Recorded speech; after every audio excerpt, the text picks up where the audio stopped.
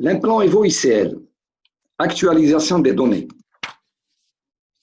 Le concept de lentille de chambre postérieure, eh ben, c'est une lentille qu'on place en chambre postérieure, invisible à l'œil, avec une très bonne zone optique. Ses caractéristiques fondamentales, c'est qu'elle est loin de la cornée, elle respecte l'endothélium et elle respecte le film lacrymal. Le matériau est un implant souple biocompatible, l'implant collamère qui provient de deux mots, le collagène. C'est pour ça que c'est une lentille qui est 100% compatible avec la chimie du corps, grâce justement à ce collagène qui fait partie de l'œil, et le copolymère qui assure la protection contre les UV. Eh bien, les caractéristiques du collamère, peu de reflets, peu d'éblouissement, surtout peu de diffraction des rayons, avec le maintien de la transparence. À l'inverse des lentilles en acrylique, en PMMA, par exemple l'artisan ou les autres implants FAC, où on a tout le temps une diffraction des rayons. Peu inflammatoire, à l'inverse des implants de la chirurgie de la cataracte, surtout peu adhérent à l'iris, au cristallin, donc facile à retirer. Pourquoi l'ICL? L'EVO-ICL, c'est une solution réfractive par excellence. On constate une rapidité de la récupération visuelle, le lendemain, les malades y sont à 9-10 dixièmes, et surtout une stabilité réfractive dans le temps. Pour l'ICL, maintenant, on a des patients qui ont été opérés depuis plus de 20 ans, et on constate cette stabilité réfractive. La préservation du cristallin et de l'accommodation, à l'inverse de la chirurgie du cristallin clair. Il faut savoir que cette chirurgie du cristallin clair chez le fort myope est très dangereuse. On a 8 fois plus de risque de décollement de rétine. Le problème, ce n'est pas la chirurgie elle-même seule, mais surtout et aussi les capsulotomies iliaques. Pourquoi l'ICL? Une meilleure vision, une meilleure qualité visuelle, la barométrique par rapport au LASIK et à la PRK, les techniques photoablatives, le rapport FDA 2010.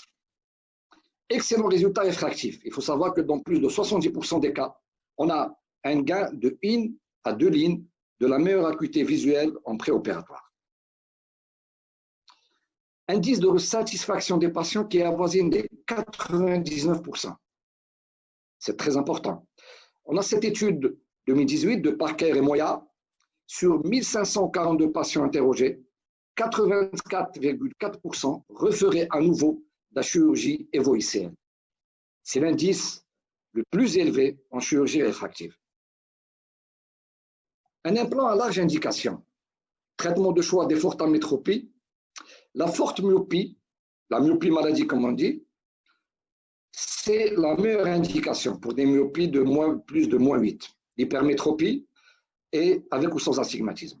Pour les myopies de -3 à -8, les myopies légères et moyennes, l'ICL trouve aussi sa place dans les contre-indications à la photoablation, LASIK, SMILE, PRK, avec des cornées fines, moins de 500 microns, ou des cornées suspectes.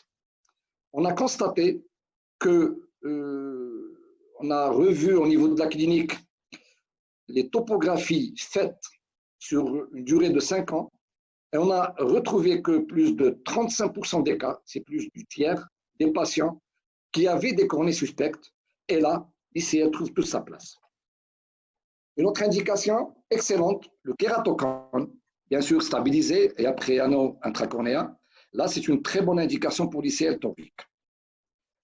Une autre indication, corriger les amétropies résiduelles après une autre procédure et même après des erreurs de mesure d'implant chez les pseudophages. Pour commander sa lentille, il suffit d'aller dans le site de Star, au COSTAR.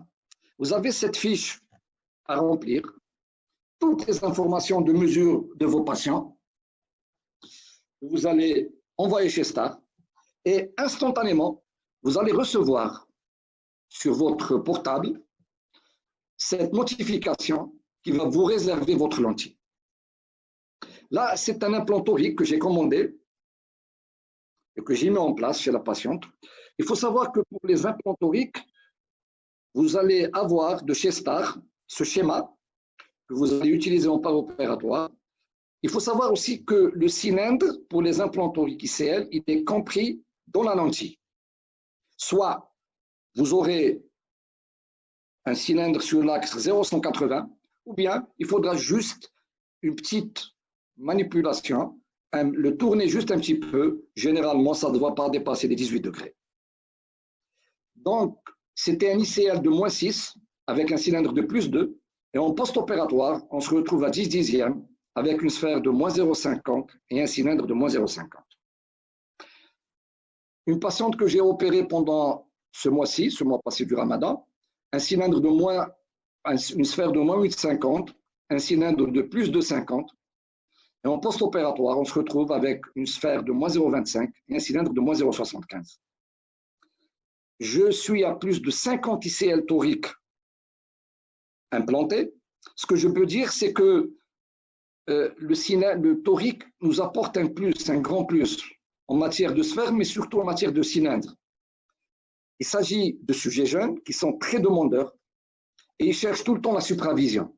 Et bien, l'ICL torique, ce que j'ai constaté, et ce qui est dit dans tous les rapports, eh ben, il entraîne d'excellents résultats réfractifs en post-opératoire. Et il nous règle un vrai problème. L'ICL chez l'enfant, là aussi une très bonne indication. Les fortes anisomyopie, la myopie forte unilatérale. Il y avait une étude, bien sûr, il faudrait au moins une acuité de 3 dixièmes. Il y avait une première étude effectuée au CHU de Toulouse par l'équipe de Jean-Louis Arnay sur des enfants de 3 à 16 ans. Ils ont constaté un gain en ligne de la meilleure acuité de plus de 66% des cas, avec une stabilité réfractive et de la PIO. Donc, chez l'enfant où on a dans la myopie et la forte myopie unilatérale, on n'a pas de solution magique. L'ICL trouve aussi sa place. Donc, une lentille qui a un grand recul. Il faut savoir que le premier ICL a été mis sur le marché en 1993. Au début, c'était les ICL en silicone. Ensuite, en 1996, il y avait le premier ICL, implant star en colamère. En 2005, il y avait l'approbation FDI aux États-Unis pour les puissances myopiques. Et en 2011, là, c'était la plus grande innovation. Donc, c'était le fameux trou qui va permettre le passage de l'humeur aqueuse de la chambre postérieure à la chambre antérieure. Donc, on restaure ce passage des fluides et on pouvait s'en passer d'IP chirurgical ou bien au YAG. En 2018, il y a eu encore des améliorations.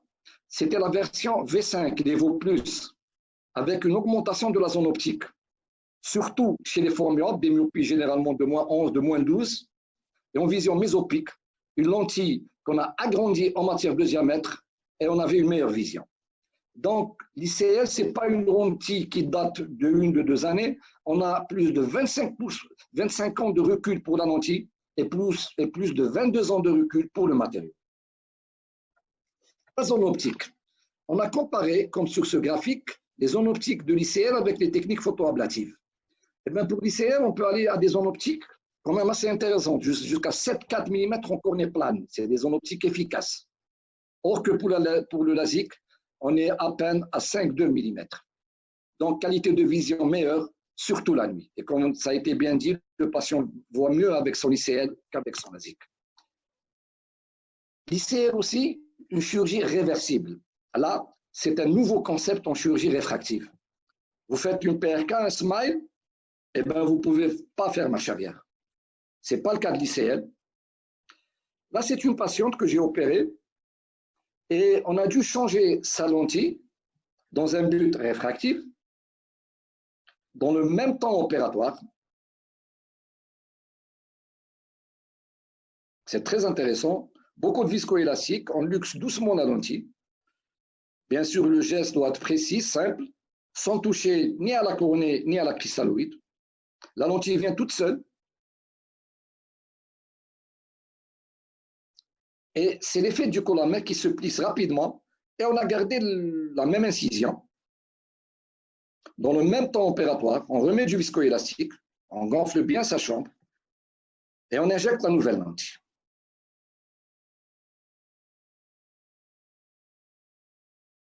Donc, c'est un nouveau principe de chirurgie réversible très intéressant pour parier aux erreurs de mesure, surtout.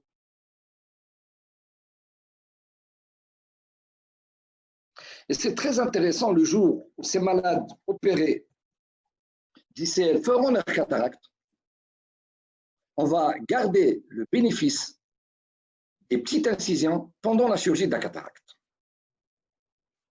Des projets futurs. D'abord, l'ICL préchargé. Eh bien, c'est très intéressant si on l'aura. Ça va permettre d'éviter la phase de préparation de la mise en place de la lentille dans la cartouche qui prend quand même un peu de temps.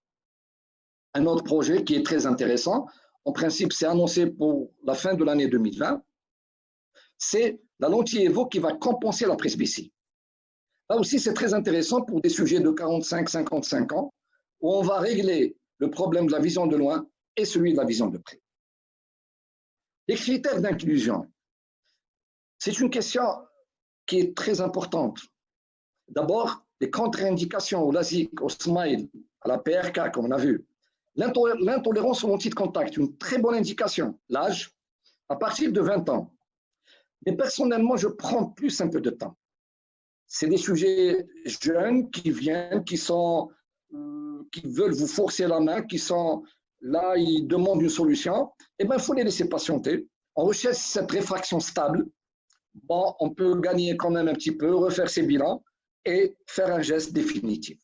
L'œil sain, attention aux antécédents inflammatoires, antécédents de tonus, un examen de la rétine et de la macula parfait. Le bilan avant chirurgie. J'ai évoqué cette question pour parler de la réfraction. Bien sûr, faire des cycloplégies, rechercher tout le temps cette meilleure acuité visuelle corrigée. Ne pas hésiter à revoir son patient 1, 2, 3 fois.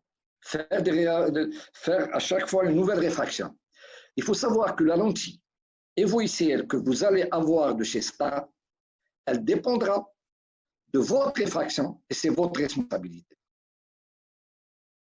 Il y a des patients qui ont été opérés qui se retrouvent, un myope de moins 12, moins 16, qui se retrouvent avec un plus 1, plus 2, plus 3 en post-opératoire.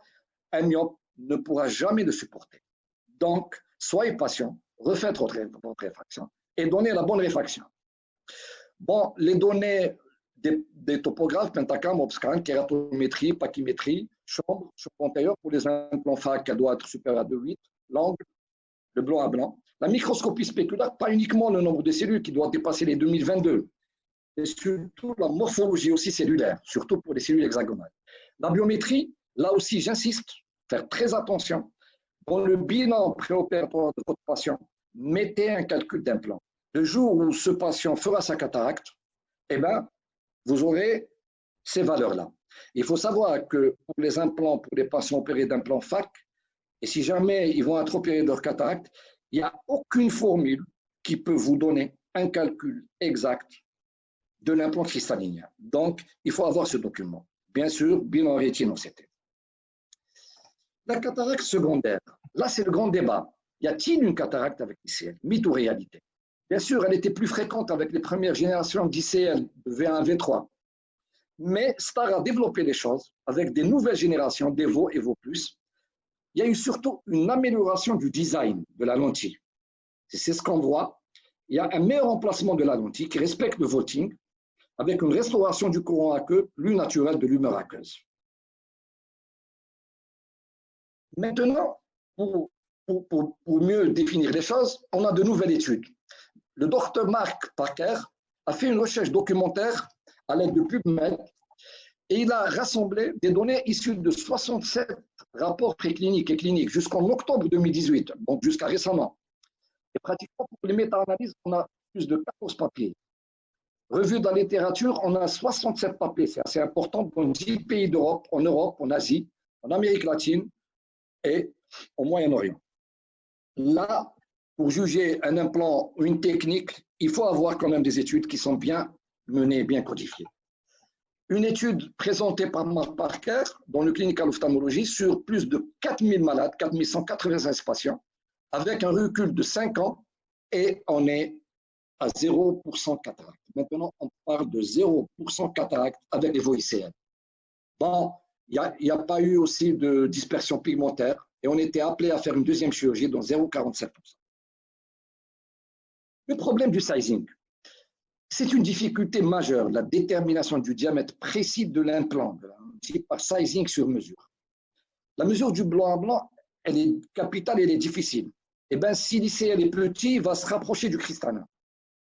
Si l'ICL est grand, c'est encore plus dangereux. Il y a un risque de glaucome par fermeture de lampe.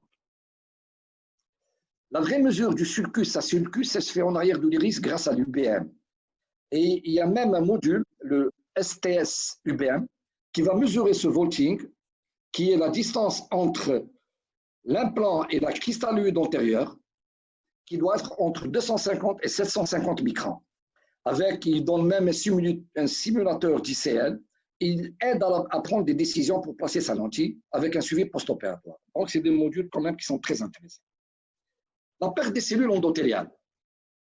Eh bien, on estime à 5 à 6% de perte endothéliale, mais induite uniquement par la chirurgie, comme toutes les chirurgies, comme celle de la cataracte, et au cours de la première année post-opératoire.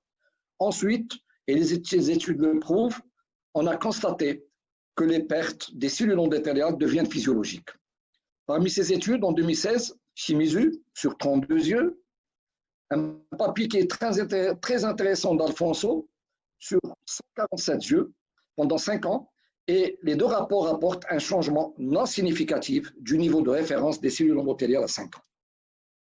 Le problème de l'hypertonie. J'ai fait une recherche documentaire et le premier point que j'ai retiré, c'était que cette hypertonie était plus qu'exceptionnelle, dû surtout au mauvais sizing. On revient tout le temps à ce vaulting trop important. Le deuxième point, c'est que les hypertonies constatées, elles sont toujours médicalement contrôlées. Il y a eu un seul cas de trabuculectomie sur glaucome réfractaire publié dans l'American Journal d'Ophtalmo en 2012. Mon expérience personnelle. Jusqu'à ce jour, j'ai placé 570 ICL. C'était essentiellement des V4C, des lentilles EVO. Il y avait dans la série 2 ICL sans trou où j'ai pratiqué des IP chirurgicales. Sur cette série, j'ai eu 0 glaucome. J'ai eu un seul cas de tonus limite à 20 mm de mercure sur forte myopie, avec à 2 reprises un bilan normal, fond d'œil, papille, au CT champ visuel. Dans cette série aussi de 570 ICL, il y a eu 0 cataracte. La hantise de l'endophtalmie. Eh bien, bien moindre qu'au cours de la chirurgie de la cataracte, 0,043% après sulfuroxine, ça s'explique par respect de la barrière hématoculaire. Là, on vient au but du sujet. Pourquoi l'ICL a-t-il un bel avenir devant lui? On assiste maintenant à une épidémie de myopie qui se propage dans le monde, avec l'apparition des formes de plus en plus précoces chez des enfants. Là, il y a une grande étude qui a été menée par le Québec Science. Elle a été menée au Canada, aux États-Unis, en Europe et en Asie. Eh bien, pour eux, on sera tous myopes. Et à la fin de l'année 2020, un tiers de la population sera myope. Et bien, dans certains pays d'Asie comme la Chine, le Hong Kong, au Japon, à la sortie d'école, on constate que les 2 tiers des enfants des écoles maternelles moyennes portent des lunettes de myope. Le deuxième problème, les problèmes de surface oculaire. Maintenant, on parle beaucoup de surface oculaire. C'est le problème des tablettes, des écrans, des smartphones, des lentilles. Le primum bovens, c'est le déficit du clignement qui va engendrer une hypotrophie des glandes lacrymales et une mauvaise qualité du film lacrymal. Ces problèmes de surface peuvent contre-indiquer toutes les techniques photoablatives, le laser. Il faut savoir aussi qu'après un LASIK, on a un syndrome sec pendant les 6 premiers mois. Après un SMILE et une PRK, on a aussi un syndrome 5 un peu plus moindre pendant 6 mois. Au-delà, ça rentre dans l'ordre. Mais ce qui est rapporté, c'est que dans 1% des cas, on aura des syndromes secs réfractaires au traitement. Et là, c'est un vrai problème, et pour le patient, et pour le médecin. L'EVO-ICL, c'est la seule technique de chirurgie réfractive qui ne fragilise pas la cornée. Donc, si vous avez des soucis au niveau de vos bilans de votre cornée, passez à l'ICL. C'est aussi la seule technique qui donne une zone optique efficace. On fait de la chirurgie réfractive pour avoir de bonne acuité, de bonnes zones optiques. Elle ne génère pas d'aberration optique de haut grade, préserve la qualité de la vision à l'inverse des techniques photoablatives. C'est pourtant dans certains centres de chirurgie réfractive réputés, On a changé d'attitude. On faisait des LASIK pour des myopies de -13, -12, au-delà de -8. Et bien maintenant, -1, -6, technique photoablative, et on commence l'ICL à partir de -6. C'est aussi une nouvelle solution pour les myopies faibles et modérées. Il y a cette étude de Ganesh et son équipe dans le Clinical Ophthalmology en 2017. 3 groupes. Il a comparé 3 groupes pour la correction de l'astigmatisme myopique faible et modéré avec EVO-ICL torique, LASIK et SMILE. 30 patients, 30 yeux de 30 patients dans chaque groupe, des myopies de -3 à -8. Les 3 groupes étaient identiques en matière d'acuité visuelle, de réfraction. Et bien, ce qui ressort de cette étude, c'était que l'EVO torique a démontré un indice d'efficacité le plus élevé avec des acuités meilleures en post-opératoire, un indice de sécurité le plus élevé, sécheresse oculaire nettement inférieure, réduction des aberrations optiques par rapport au SMILE et au LASIK, et une meilleure qualité de vision ramenée par les patients. En conclusion, en 2020, le consensus parmi les implants FAC se porte sur l'EVO-ICL. Et ce n'est pas par hasard qu'il a franchi la barre du 1 million. Parmi ce 1 million, 500 000 lentilles avec le fameux trou, donc V4C et EVO. L'EVO-ICL est une véritable option chirurgicale maintenant qui prend plus d'espace pour tous les myopes, y compris les dioptries faibles et modérées qui étaient traditionnellement réservées à la chirurgie réfractive de la cornée. Donc, chaque fois que vous avez un doute sur votre cornée, vous avez l'ICL. Un dernier mot. En plus de ces résultats réfractifs exceptionnels, de son grand recul, l'EVO-ICL a un impact sociétaire et psychologique très important. C'est une malade que j'ai opérée depuis maintenant 2 ans, 2 ans et demi. Elle était à -18, -19. Elle était au bord de la dépression. Elle ne pouvait plus porter ses gros verres. Elle a utilisé toutes les lentilles. Elle était intolérante. En lui plaçant un ICL, on se retrouve avec un -0,25 et c'est une personne qui renaît. L'EVO-ICL, elle y change la vie des patients qui sont au stade de l'handicap visuel. Et c'est ce qui est tout le temps rapporté par nos patients. Merci de votre attention. Et s'il y a des questions, ça sera avec plaisir. Merci, Dr Oudjani, pour cette présentation très intéressante. Donc, on va voir les questions. En attendant, moi, j'ai 2-3 questions, si vous voulez. Oui, avec plaisir. Donc, pour les implants, pour les ICL toriques, est-ce que vous choisissez un grand diamètre, un grand sizing, c'est-à-dire 13,2, 13,7, ou bien vous respectez le white to white pour une meilleure stabilité, c'est-à-dire pour éviter la rotation secondaire? L'ICL, qu'il soit torique ou sphérique, on respecte le blanc à blanc. C'est très important, comme je l'ai expliqué, puisqu'il ne faut pas surcharger l'angle des rideaux cornéens. Il faut mettre une lentille qui pose bien au niveau de l'angle. Donc, pratiquement, on part du 12,1 au 12,6 au 13,2 et tout dépendra du blanc à blanc. Juste une petite remarque pour le blanc à blanc, ne pas hésiter à le refaire au compas et même si vous pouvez, faites-le sur 2 machines pour comparer et pour avoir une meilleure idée. Très bien, très bien. Donc, en cas d'erreur réfractive post-opératoire, donc est-ce que vous préférez explanter avec tous les risques de l'explantation ou est-ce qu'il y a un moyen de faire une technique photoablative? Maintenant, ça dépend du degré de l'erreur réfractive. Oui. Comme j'ai expliqué, si on tombe dans post-opératoire, un fort myope, on tombe dans une hypermétropie de +1, +2, +3, là, on est obligé d'explanter la lentille. Bon, le geste, il est simple. Bon, c'est-à-dire simple, il est précis. Bien sûr, il faut beaucoup de viscoélastique, respecter surtout les 2 éléments essentiels, la cristalloïde et la cornée. Et j'ai essayé une fois, j'ai vu que le geste quand même, si on s'attarde à bien faire les choses, il n'est pas très compliqué. Et on peut, dans le même temps opératoire, changer sa lentille. Maintenant, si on tombe dans des myopies résiduelles qui sont assez légères, bon, on peut s'en passer, on peut expliquer aux patients, il n'y a pas de problème. Parce qu'on a constaté qu'avec l'ICL, même si on garde des petites myopies, par exemple des -1,50, eh bien, le patient, il voit très bien par rapport à la vision par lunette. Peut-être c'est la position de la lentille qui est sur le cristallin. Donc, on élimine cette distance vers œil ou lentille cristallin et on gagne beaucoup quand même. Maintenant, si des erreurs réfractives qui sont plus importantes, on peut aller aussi vers des techniques photoablatives si la cornée le permet. Très bien, merci. Et juste après l'acte chirurgical, est-ce que vous surveillez le tonus dans les quelques heures qui suivent ou bien vous mettez le malade sous traitement anti-HTO et vous le reverrez le lendemain? C'est une très bonne question. Il y a deux attitudes.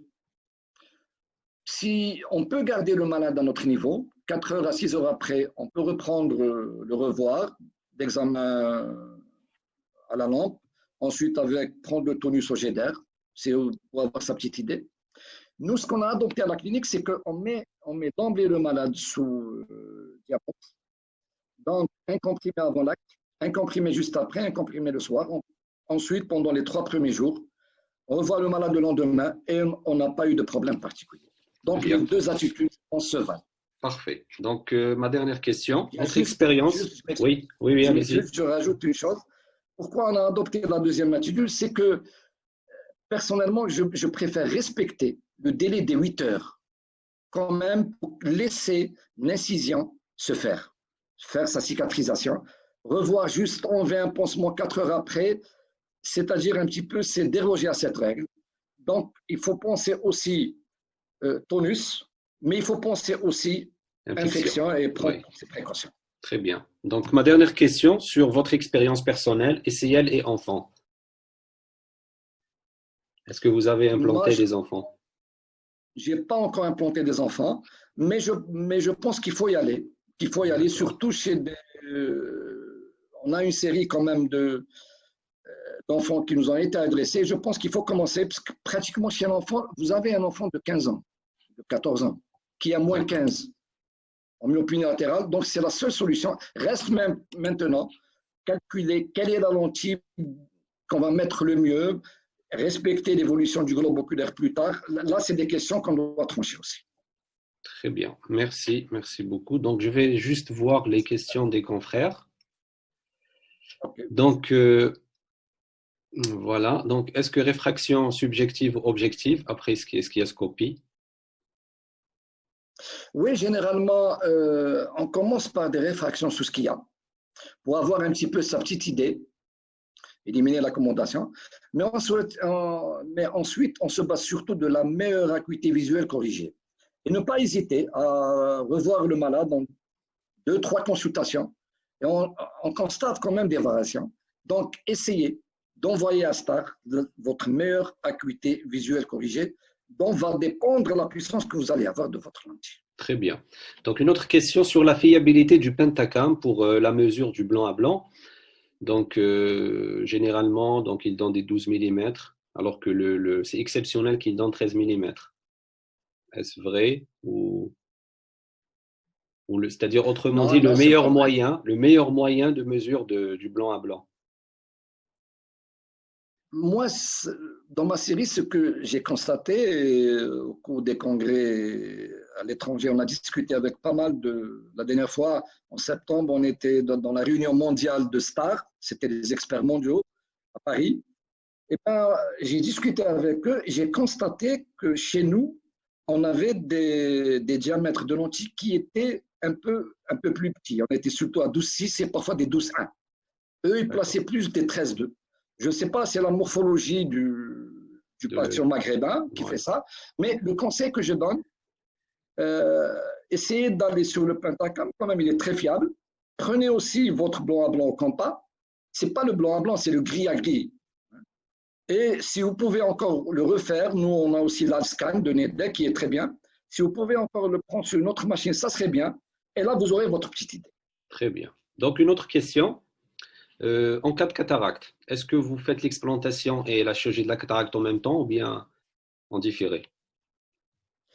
C'est-à-dire, chaque geste chirurgical va vous faire partir un certain nombre de cellules. On a dit 5 à 6% à chaque geste chirurgical. Donc, l'idéal, c'est le jour où ces gens feront des cataractes, c'est d'opérer dans le même temps opératoire, comme je l'ai montré pour changer la lentille, par exemple. Et on va garder la petite incision, ça ne pose aucun problème. Très bien. Donc, Imad Zebbi, je vous pose la question. À partir de quel vaulting vous décidez d'explanter et par quel moyen vous le mesurez? OCT, UBM? Bon, l'idéal, c'est l'UBM, c'est le meilleur vaulting. Maintenant, sur le pentacam aussi, en chien flou, on peut le mesurer. Et bon, généralement, à moins de le voting exact, il est entre 250 et 750 microns. Donc, la moitié de la cornée à une moitié et demie. Et tout le monde s'accorde que moins de 100 microns, là, il y a un risque quand même que la lentille soit trop proche du cristallin. À moins de 100 microns ou à moins de 80 microns, on pourrait envisager d'enlever la lentille. Très, très bien. Ok, donc je pense ça va, on a bien traité le sujet. Donc on vous remercie infiniment. Et Merci encore une fois. ok, par souci de temps, on ne peut pas donc lire toutes les questions. Si des confrères ont des questions, ils peuvent les poser sur la page. Et après, Dr Oudjani va essayer de répondre. Merci beaucoup. Ça sera avec un grand plaisir et le Merci. bonjour à tous nos amis. Merci beaucoup. À bientôt. Merci, Merci. à bientôt. Merci, À bientôt.